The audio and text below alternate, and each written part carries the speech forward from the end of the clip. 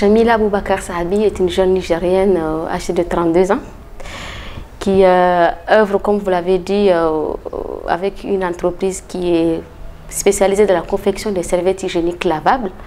Donc, depuis plus de 3 ans, depuis 2019, j'ai créé cette entreprise qui est à la base une entreprise sociale.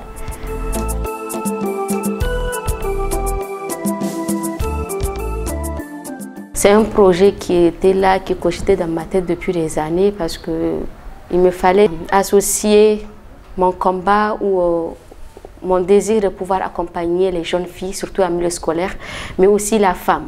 J'étais avec une jeune femme venue de Kinshasa qui partageait son histoire de viol, son histoire d'harcèlement sur les jeunes filles chez elle en RDC, où finalement elle est aujourd'hui une militante pour le droit de la femme, où ses idées et les miennes ont cogité ensemble. De fil en aiguille, moi j'ai pu tirer profit de son expérience.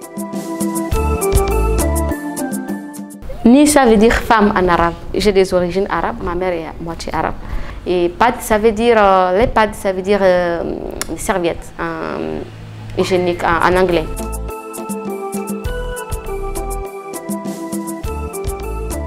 Sincèrement, je n'ai passé par aucune banque. Je n'ai pas attendu d'avoir un gros financement. Mon père, paix à son âme, était quelqu'un qui accompagnait vraiment ses enfants financièrement dans tout ce qu'on entreprend. Donc je pense que ça a commencé là et après les connaissances aussi, la famille et moi-même mes propres moyens. La matière première, elle est vraiment trouvée au marché. C'est du tissu en coton. J'utilise que du coton d'ailleurs, du coton qui n'est ni offensif ni agressif pour la peau. Aussi une matière qui est un imperméable qui permet aux flux sanguins de ne pas traverser pour arriver au slip. On utilise aussi des boutons pression qui permettent de fixer, tenir la matière comme ça. Ma première commande m'est venue de professeur Hassana Halidou, ma plus grosse commande en tout cas, qui est ex-ambassadrice du Niger qui vit aux États-Unis. Cette dame a fait une grosse commande pour son ancienne école où elle avait étudié, qui était le CEG 4.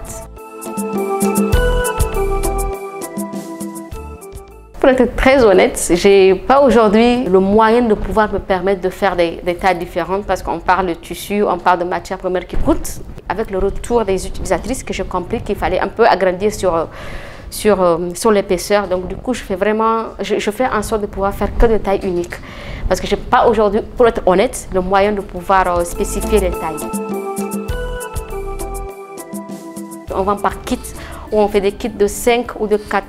On avait commencé par des kits de 5 serviettes et on avait essayé un peu de diminuer une serviette pour mettre 4 dans un kit et mettre du savon de Marseille. Pour dire aux gens que, attention, c'est hygiénique, il faut laver. Le kit est vendu pas moins de 3000.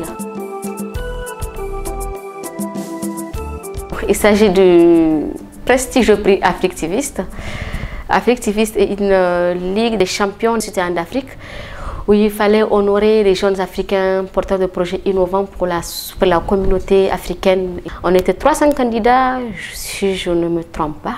Il y avait 10 pays, à la fin, avant la fin il y avait 5 pays et à la fin il y avait un seul pays qui avait remporté le trophée, qui était le Niger.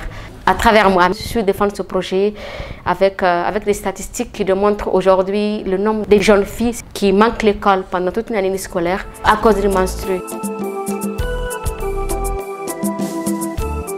Ce prix était pour moi comme cette petite voix qui me dit « je suis sur la bonne voie, vas-y ». Donc c'est un encouragement de plus et ça m'a ouvert beaucoup de portes, de voyages, des rencontres, voilà, de belles opportunités. Financièrement, le prix m'a apporté à peu près 5 millions de francs CFA.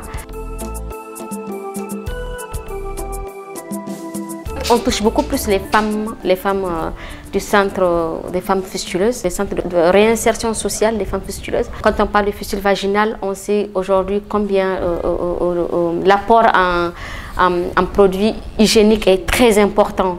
Voilà, je travaille beaucoup plus avec ces femmes et aussi les femmes qui ont des groupements, qui peuvent apprendre aussi comment les confectionner.